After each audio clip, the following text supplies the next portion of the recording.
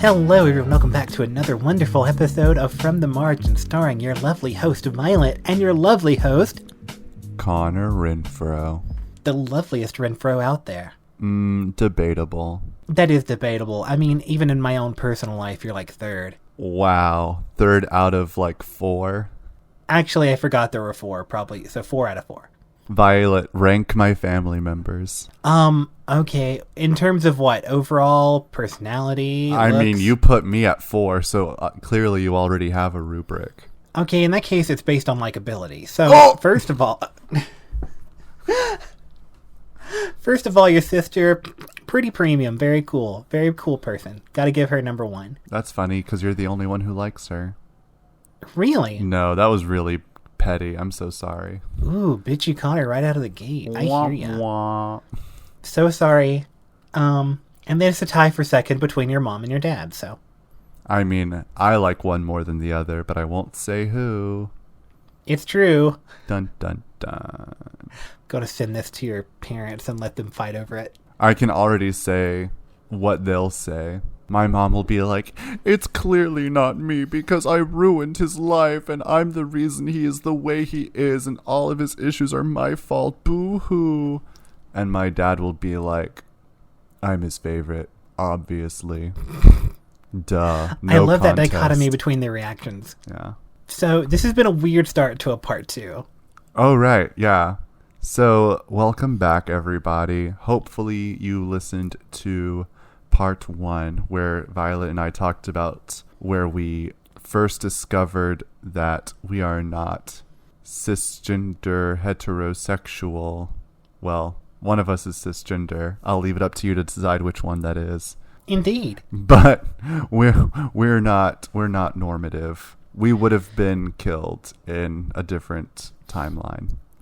Yeah, and I mean, frankly, there's still a lot of time left on this timeline. We'll see how it goes. Right. I don't really know. One day when I murdered in the street, somebody's going to go back and listen to this podcast and be like, how did she know? How did she know? The answer, I'm trans and always on guard. Well, plot twist. Violet's the trans one. I'm the cis Shit, one. I gave away the ending. Oh, well. I don't like this introduction at all. I don't either. It's taking a weird turn. Yeah. Well, it's all part of the reality of LGBT culture. Yeah, we're just completely stupid all the time. I mean, yeah, it's like, we laugh about the darkness because it's our darkness. So Violet and I are both different flavors of queer. I'm Neapolitan. I am. You are Neapolitan. What am I, like blueberry? Ooh, Blueberry, interesting. raspberry swirl. The bi-flag colors. I'm trying to think.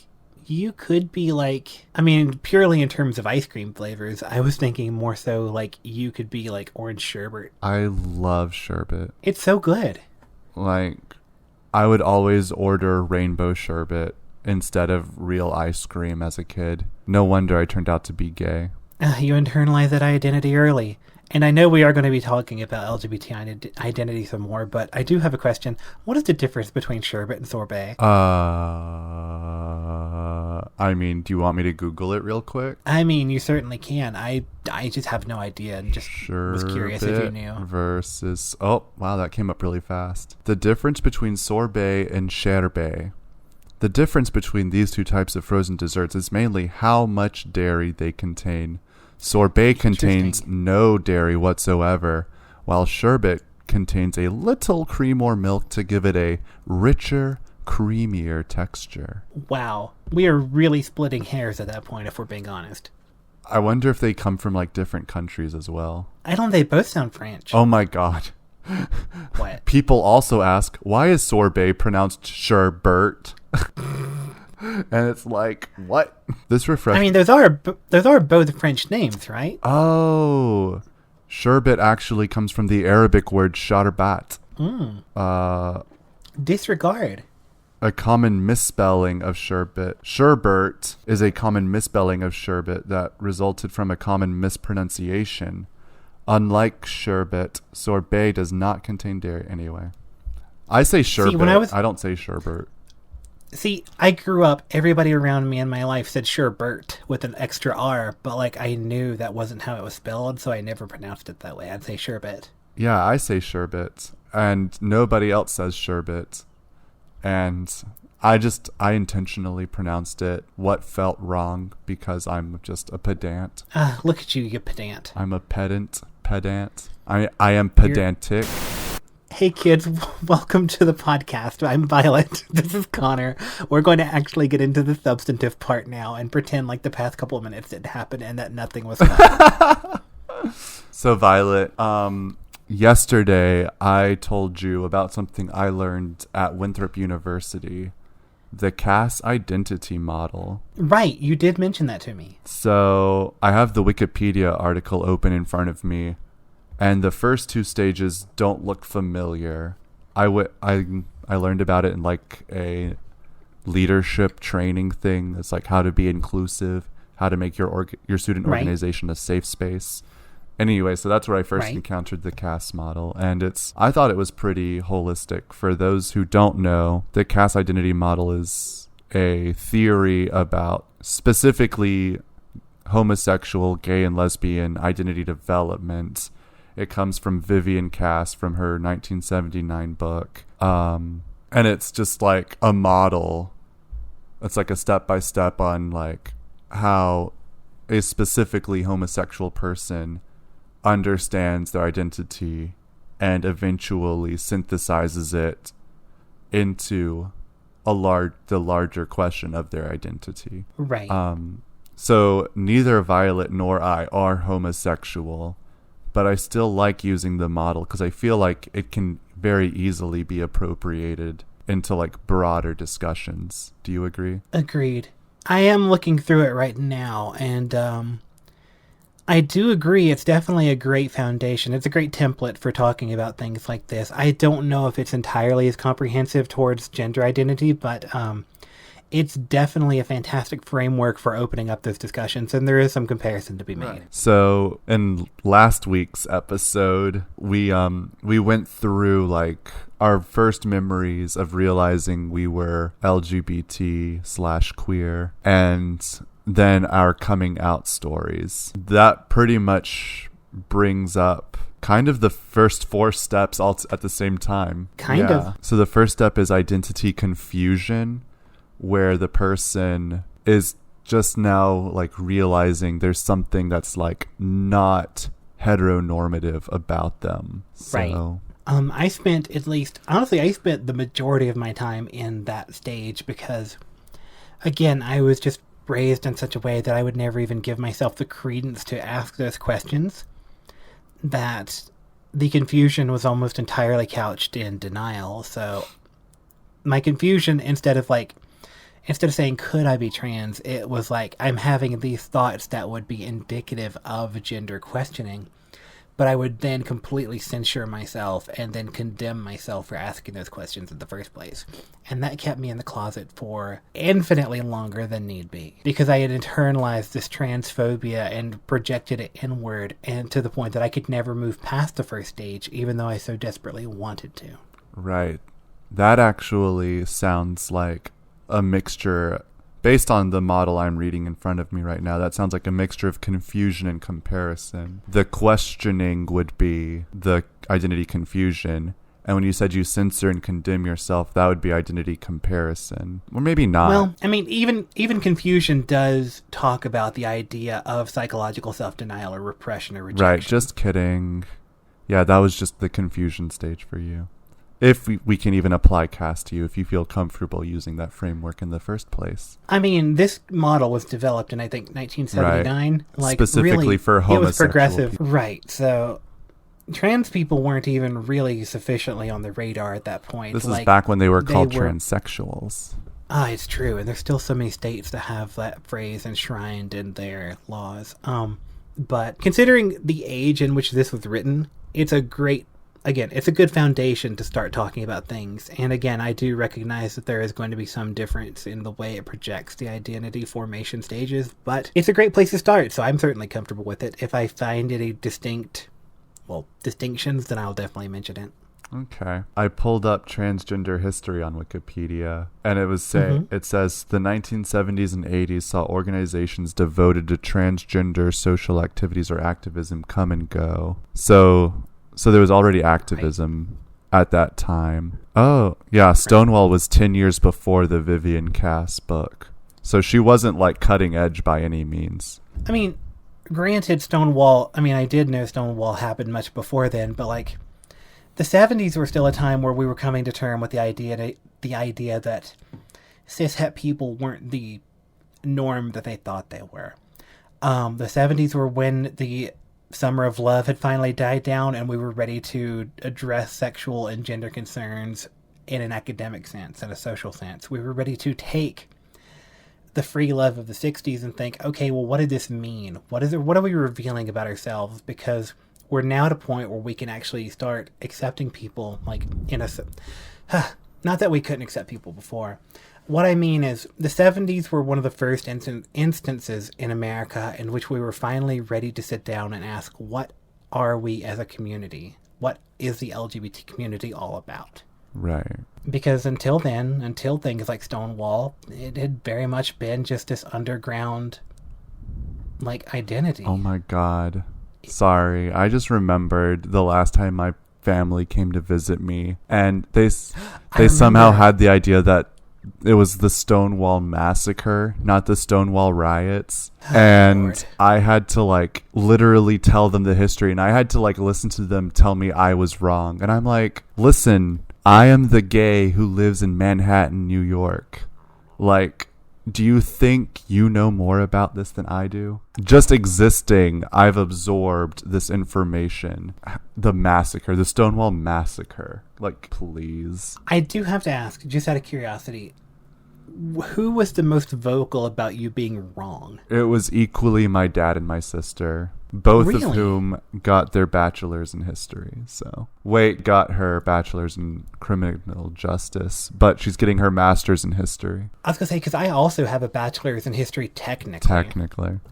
Technically, which we'll get into that another day. But I can't believe that they would call it a massacre. Granted, it was a riot that ended in death, but that doesn't necessarily make something a massacre. No, I really don't know what the the actual problem term for was massacre they is. had no idea what actually happened that night. My sister believed a massacre had occurred, and like gay people had been like mass murdered by the police. Wow. We went Lord. on such a digression. So, where do we go from... We started talking about the Right, cast so we model. started with the cast model. And... Well, I'm trying to tie it into where we left off last time with our coming out story. All right, so let's just go through the cast model real quick. First step is confusion. So you were talking about how you were having like questioning, but then you would quickly censor yourself. Absolutely. And I would just feel, I would look at the men just as much as I would look at the women. And it was not until somebody pointed out how I should only be looking at the women did I notice there was something wrong. So I'm not... My idea of confusion is a little different. And maybe like this model is too stuck in the 70s for my experience as a millennial, but we'll see. Gotcha. Because I think... I could be wrong, but I think the cast model, didn't it go through a revision or two? I can't say for certain. I mean, the one that's on Wikipedia is definitely not the same one I learned at Winthrop University.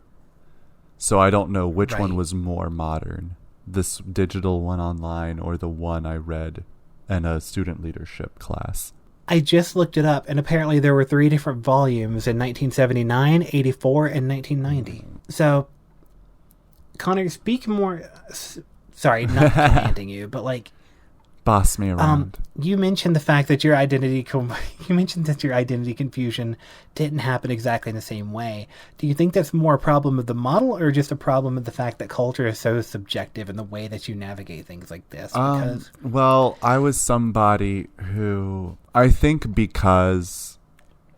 Are you familiar with compulsory heterosexuality?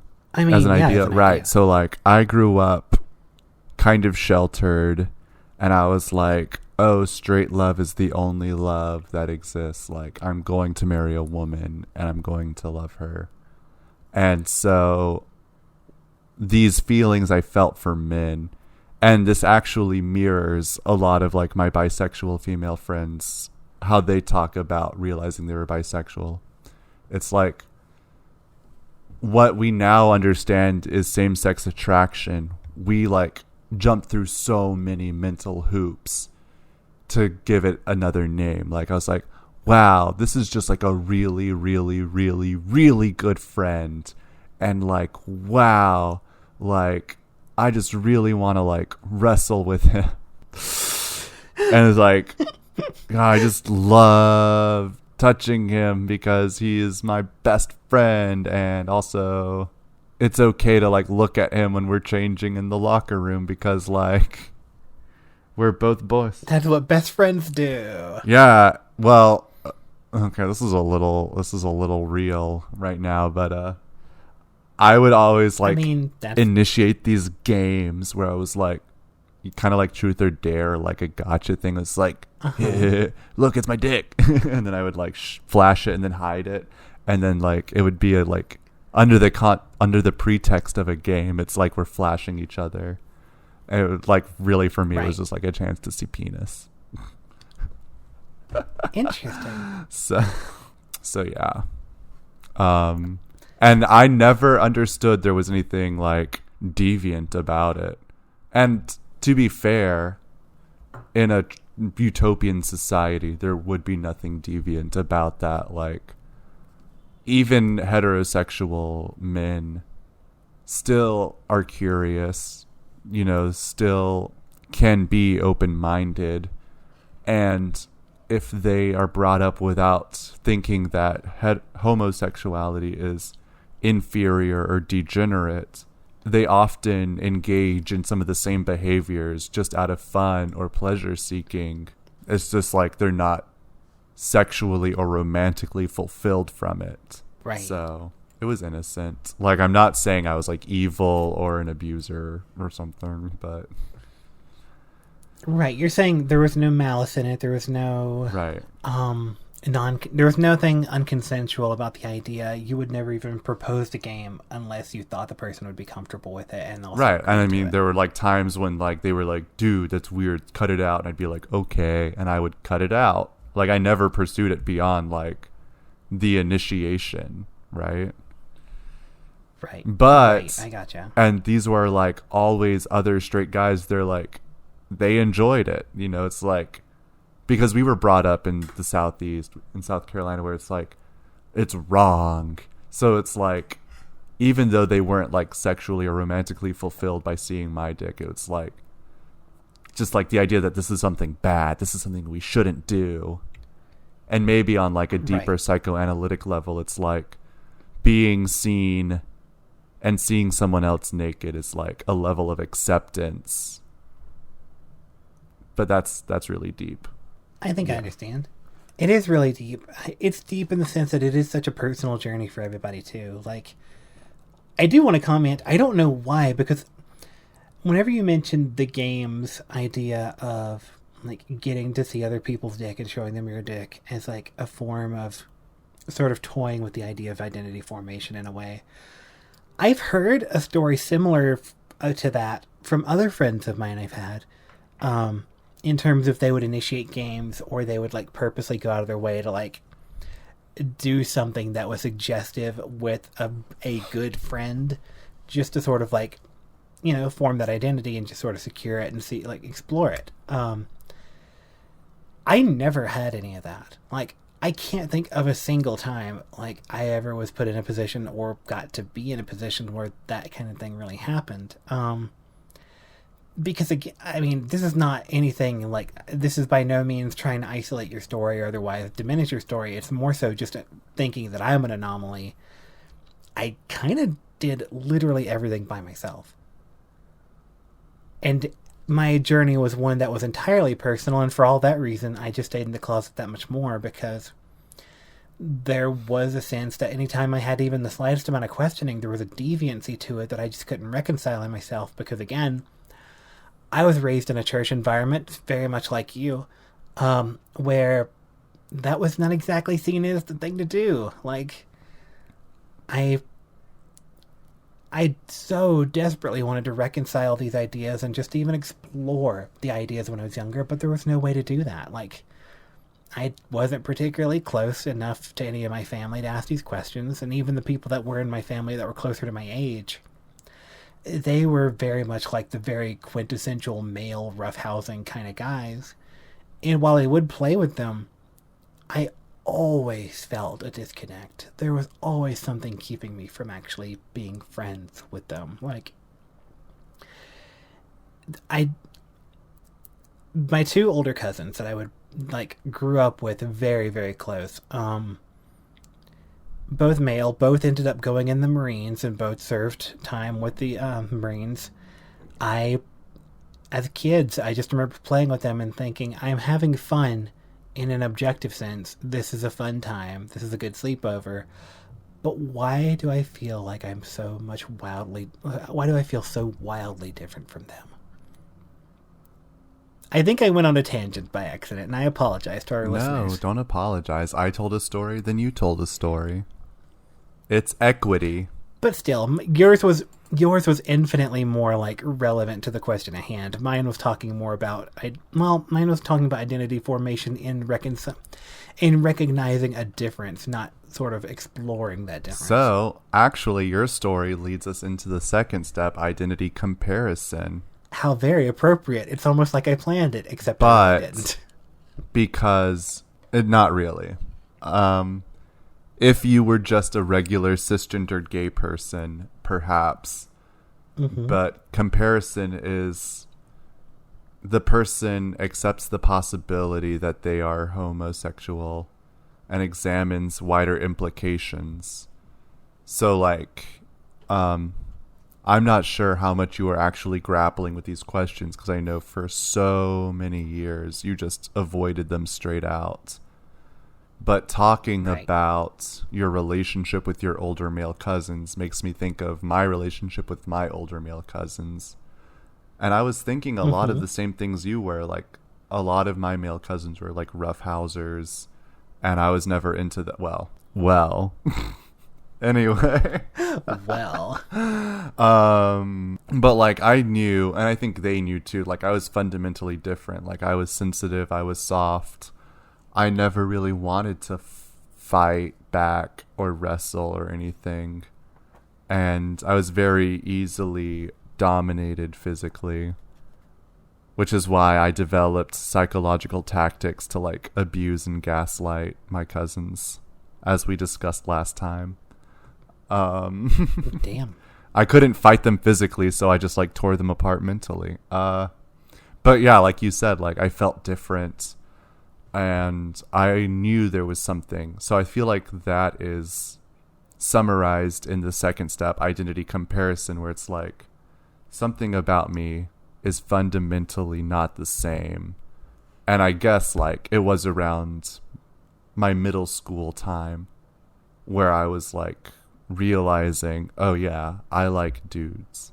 It wasn't until high school I liked a dude.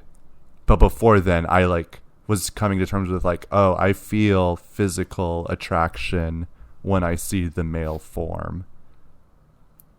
Right. And I didn't have any religious baggage like you're describing, which sounds like something I should have had, but like, I never had the struggle with like, can I be a gay Christian? Like, that never even occurred to me. I was just like, what? Penis? Okay. God? Sure. What? Penis? Like, it didn't fucking bother me at all. So I was like, I'm beautiful in my way because God doesn't make mistakes. I'm on the right track, baby. I was born this way. Anyway.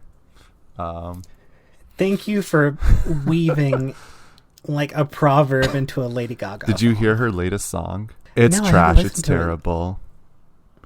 It's like a disco bop. It's just like empty lyrics and a nice beat to like bop to, but that's it. That's a shame. Before I continue on with this very heavy discussion, I want to take a minute to reprise. What's your favorite Lady Gaga song? Is it reprise or reprise? Honestly, I've heard it both ways. And I think, anyway. Either way. I mean, I can't help but say like Bad Romance is like objectively her best song. I don't know if it's my favorite from her, but it is like the best song ever recorded by Lady Gaga. Damn.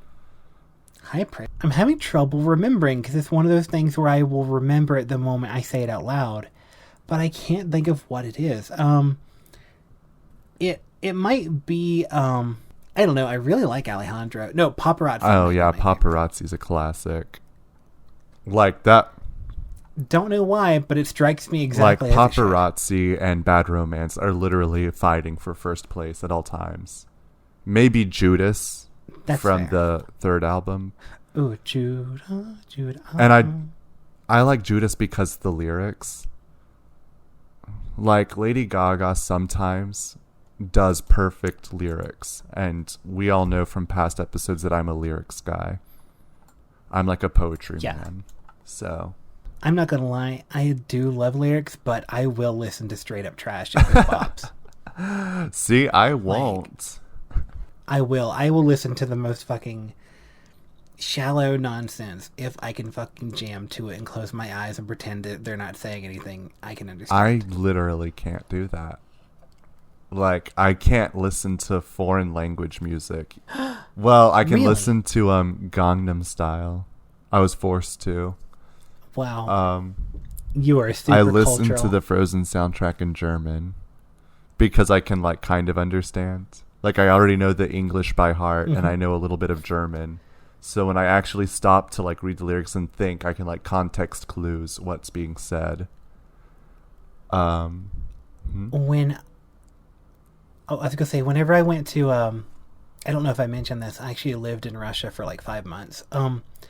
Before coming out. Oh god, it had to be in that order. But before moving to Russia, I actually did study like a lot of like Russian pop music and learn a few songs as a way to just help practice the language, and that was actually a very fun thing to do. I loved it, and I still listen to some of the musicians sometimes. Like the only one that comes to the top of my head is I listen to a lot of Yulia Savisheva.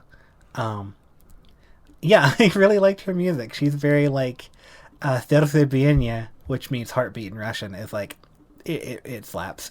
So I have this Finnish band I really like called Indica, which I know is a strain of weed. Don't fucking say it, you stoners. Anyway, their band is called Indica, and they have an English language album that I really like. But they have this one song called Straight and Arrow, which is just an English translation of their original song Pahinta Tanan. And I listened to that because I think the Finnish version actually sounds better. But it's because I already know the English version by heart that I'm able to listen and enjoy the Finnish version. Gotcha.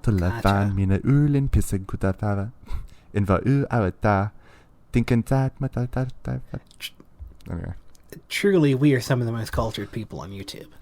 Sillä pahinta tänään lövällo, joka silmilyö ikä varo ja varo. It sounds like you're... Sillä pahinta tänään on vilkeä valo. Mennä pois, pilat fuck, I can't do it. First of all, it sounds like you're trying to say menopause. Yeah, it does. It sounds like... So it's menopause. And in the English version, which is not an actual translation, they just like made random words. It's not a translation. It's not a transliteration, of course. But it says little boys, little boys, little boys. And they've like completely changed the song to be about people who grow up without ever learning, and their ignorance and fear turns into hatred. And it just feels like a perfect statement of like our current times. So it's little boys, don't become what you fear. And now we're at the 36-minute mark, and we've just talked about everything except being gay. Well, we've talked about it a lot, and I didn't know where I was going to go from here too. My only other comment was when you sang, it sounded like you were trying to sing in French, but you were trying not to yawn. Is what it sounded like. Like, I know it was Finnish, but for some reason, like, the lyrics sound like French, but where you're, like, trying to hold your jaw shut a little bit. I don't know Finnish, so I only know how it sounds when I hear it, and this was the first time I actually read the lyrics, and I was trying to, like, make it up. Anyway,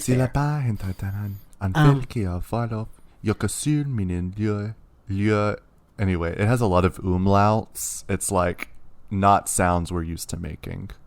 Delving back into the seriousness of identity formation. You mentioned a question. You said you didn't really know how much I could compare to the idea of identity comparison when I was younger because I didn't address the questions I had until I was later. That is absolutely true. However, even though I wasn't directing them toward myself, I still happened to... I found myself very interested about the way that transgender people were treated in popular culture. I thought that was something interesting, but I like disguised it as a purely objective interest. Like, that's interesting. I'll just totally watch this Discovery Health Channel special about transgender people because I'm interested. And that's all it is. Well, I took a lot of negative images away from doing that too. Like, a lot of the stuff that kept me in the closet were things that I observed in the way that people were treated in media. Like, the first time in my entire life I ever encountered a person that was transgender in media was on, you guessed it, Jerry Springer. And it was like a woman was sitting on stage and there was a guy sitting there too, and and I don't remember the episode very well because, again, I was a kid, and I just remember Jerry doing something like, and it turns out she is a he, and like the crowd goes crazy and there's like boos and there's a lot of frustration, and it's just this woman sitting there like, oh my god, I'm so uncomfortable. And I was like, I hate everything about what I'm seeing, and I don't know how to express why I hate it. And I remember getting older, and then there was, oh my god, this fucking show. There was a reality dating show called, I think There's Something About... It's not There's Something About Mary, but it's like a play on that, though. It's like There's Something About... And I can't remember the girl's name. And it was a dating show about these bachelors trying to date this one really attractive girl. And the big reveal in the final episode is she's like, I choose you. Will you go out with me? The guy says yes. And then they're like, but wait a minute. Is that all you want to tell him? And she's like, oh, I'm also transgender, and will you still go out with me? And the guy's like, he looked so uncomfortable in that moment, and like, this is like 2003 or 4. This is before any semblance of acceptance was coming out. Like, this is still when gay marriage was a hot button issue that decided the fucking 2000 election. And then I also would watch Discovery Health Channel specials where they were talking about these people are transgender. The husband of this family is transitioning from being a man to a woman. And then, like, the wife would be really frustrated and be like, he's ruined our marriage, and I can't accept this, and I don't understand. And while I completely understand her feelings in the sense that she didn't know her partner like she thought she did, like, the entire thing was framed in a way as though this was transitioning was a malicious act that affected other people. That it was done exclusively for the detriment of others. And yeah, I internalized a lot of those messages, and you talked about, like, what was it? It was the phrase something, it was like, not conforming heterosexuality, but compulsory heterosexuality. I felt the same thing in terms of gender, where it's like I couldn't even address the questions because I was compelled, and it was compulsory to be what you were birthed as. Precisely. And which is why I never even allowed myself, again, sorry to double up, but I never asked those questions. Connor, you knew me in college. And do you remember one thing I did in particular in college? I rushed for a fraternity. Oh, I remember that story. Why did I want to be in a fraternity? I'll go ahead and tell you the honest-ass answer. I didn't. I didn't want to be in a fraternity. I had no interest in a fraternity. I didn't care. I couldn't give less of a shit. Like, why did I rush then? Like, the answer is because I needed to feel accepted by someone. I needed to feel acknowledged. I needed to feel like I had a family or somebody who cared about me. I needed some sense of belonging. And if I did join a fraternity, it would have been like, okay, maybe the questions about my gender will finally go away once I completely dip and bathe myself and baptize myself in masculinity, as if I had not been trying to do that all my You goddamn wanted life. the ultimate symbol of masculinity. You wanted to be accepted as a man. I wanted anything to as make if the that questions go away. affirmation would completely validate the gender you were trying so hard to embody. Exactly. Or invalidate the questions exactly. and be like, oh, those were just silly fantasies. But it never, I mean, I didn't get accepted to that fraternity, obviously, and let me tell you, they chose correctly to not accept me, because I was doing it for personal reasons, and I loved a lot of the people that were in that fraternity. Name Don't get me two. wrong. Like, there were... Name two people I loved, or two people in general? Name two people you loved in that fraternity.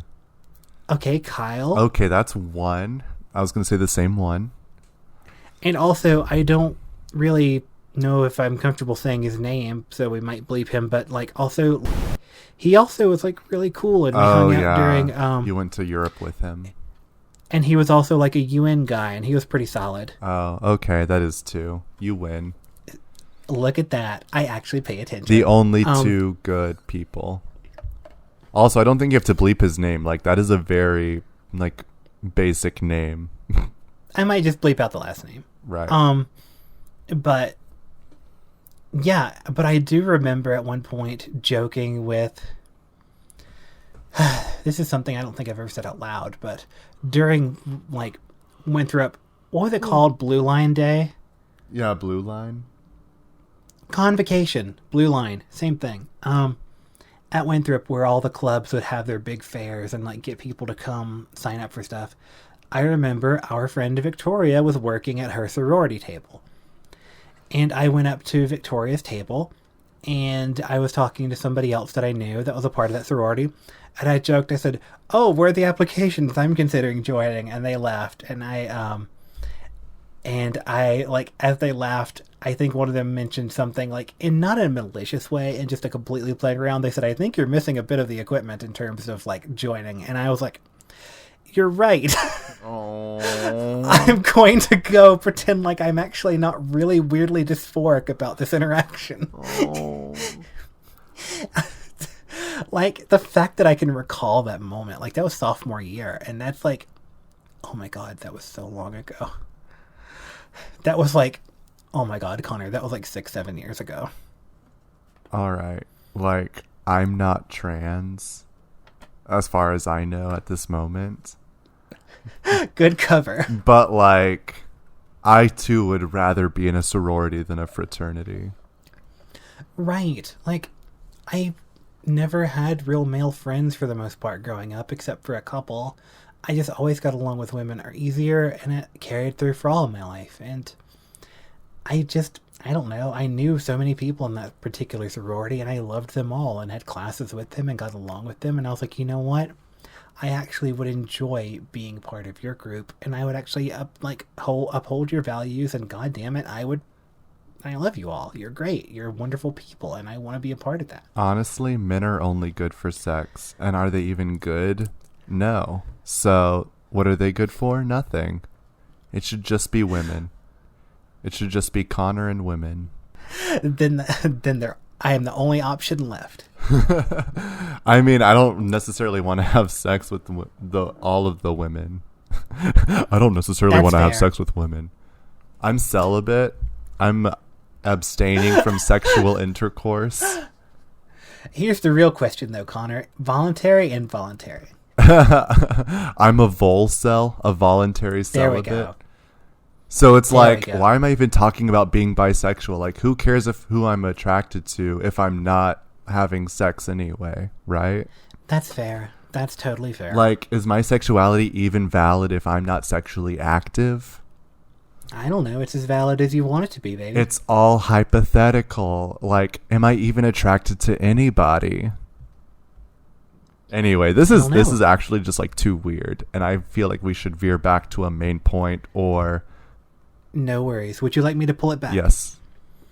All right then. So those are different those are different times where even when I wasn't addressing the question, I was definitely addressing the symptom. Like I was still looking, even without asking the question of my own identity, I was still surveying the landscape of what it meant to be trans or what it was to identify as a woman in society. And I frankly didn't like what I saw, and it kept me in the closet because I knew that things were just not. I knew that society had not exactly made it easy to be trans, or even to be a woman for that matter. Like, Right.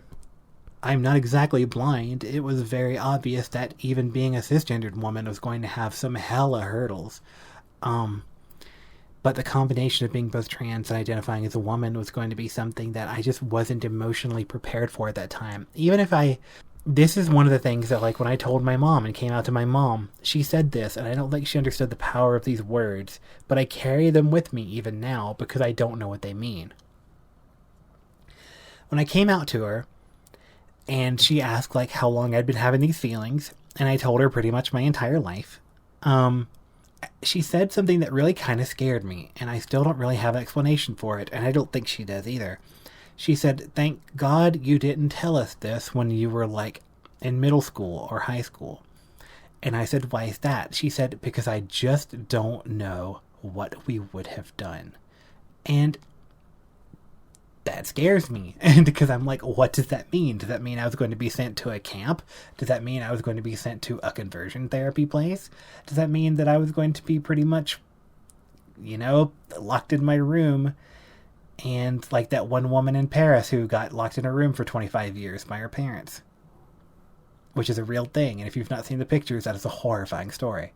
But, yeah, so that's part of my identity comparison. And my identity comparison is just realizing the landscape was not exactly friendly and putting off these questions until I physically could not do it anymore. And I had to finally acknowledge the truth because I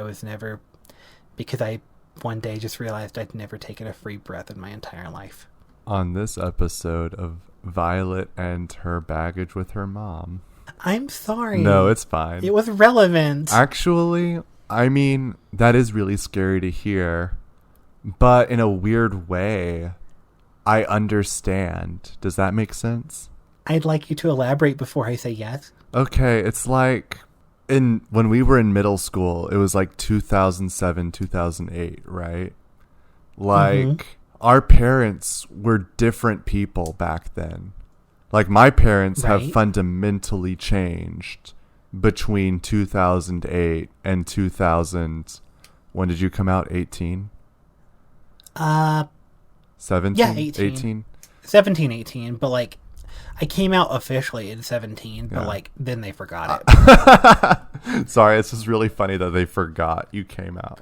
I know, go figure. No, I came out in 16, so but like I mean, on one hand it's like never okay to let your kid know, like, oh, thank God you didn't tell me back then when I could have exerted parental authority over you and forced you to go back in the closet. Right. But on another hand, because I can't help but like look at everything in a nuanced and balanced way, it's like my parents in 2008 were not, woke or progressive.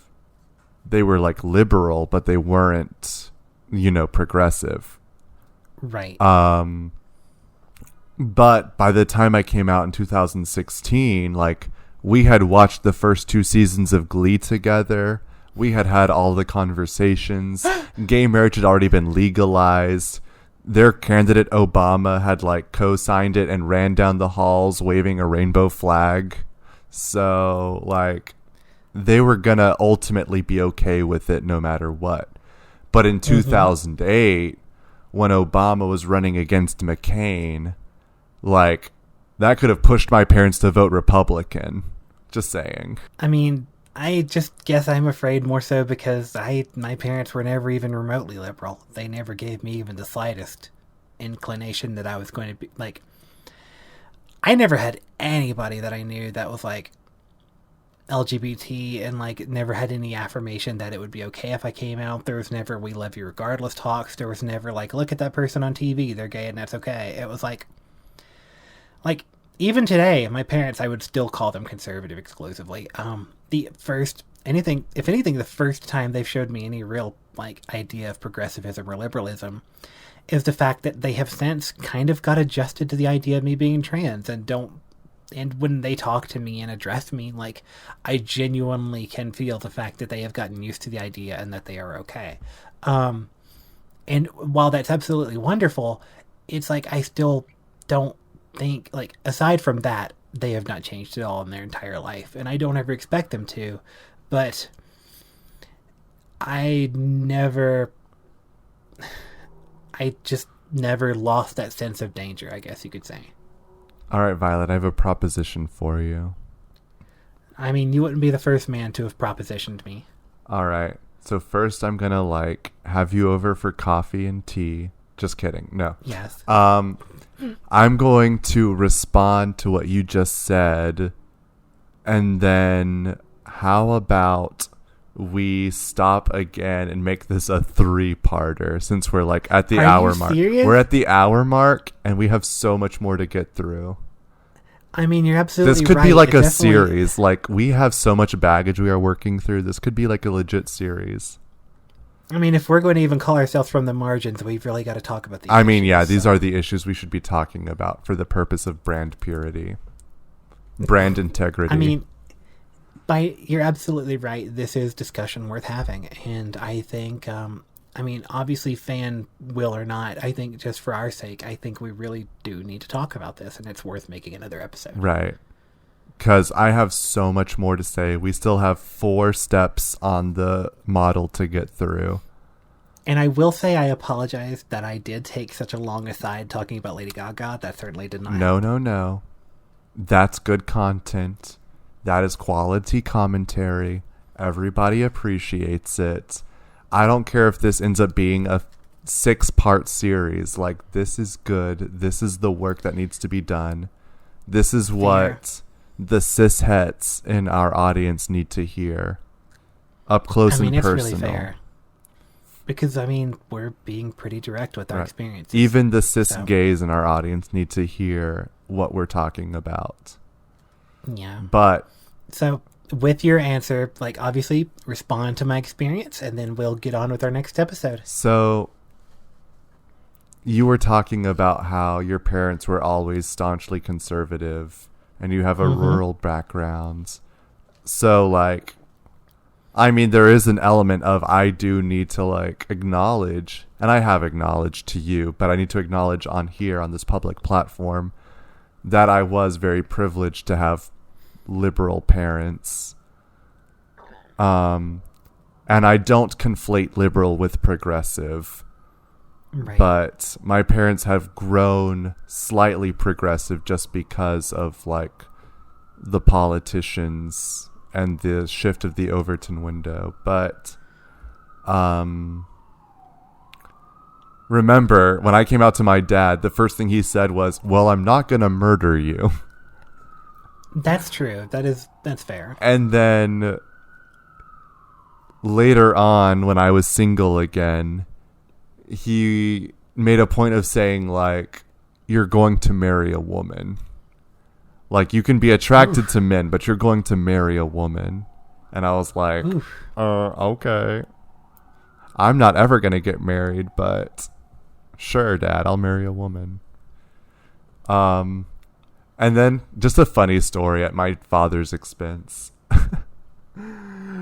Violet, you've already heard this story, but I want you to hear it again for our audience's benefit. So I was named after a character from the movie series Highlander. Mm-hmm. And I remember this story. So my dad is like a huge nerd. And one year we were driving to the beach. It was my dad driving, and it was my sister, my cousin Ryan, and me all in the van together. And we're all sharing our stories, like our experiences reading fan fiction. And my dad, the one time he tried to read fan fiction, he he was reading Highlander fan fiction and he encountered Slash. Oh Lord. And for the uninitiated in the crowd, Slash fan fiction is a gay male pairing, M/M, right? So it was a character named Connor, my namesake, and some other dude. And my dad saw that like one of the tags for the fiction was Slash, and he thought that just meant like sword fighting. He didn't really think it through. That poor innocent man. My poor straight nerdy father. Lord. So he pulls up the fan fiction and he's reading it, or no, and he had to close it because it just got like crazy. Like I can only imagine. And so like he was telling us about that in the car, and he was like, Connor would never do that. I mean, Connor McLeod would never do that. And it was just like the most awkward moment in that van where I, his birth son, named after Connor McLeod, would do that.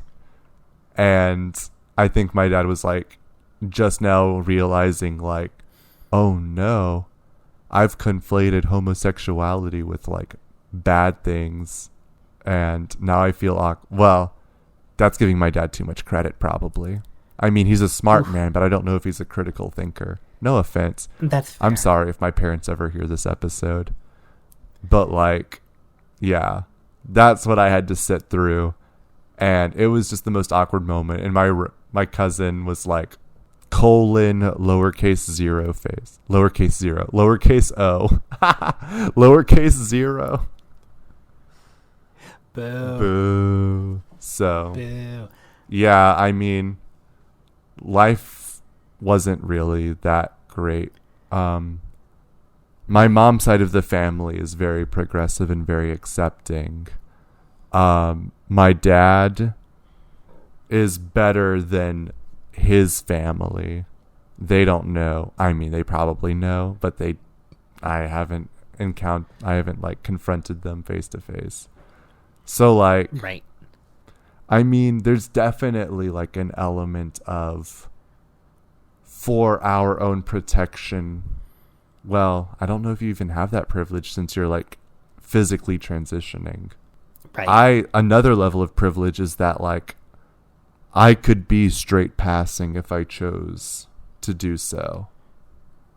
And if you wanted to, I don't know if I'm allowed to say this, but like if you ever wanted to like go through the streets and, like you said, go stealth, go and just pretend you're a cis man, you could not do that without like the burden of dysphoria, right?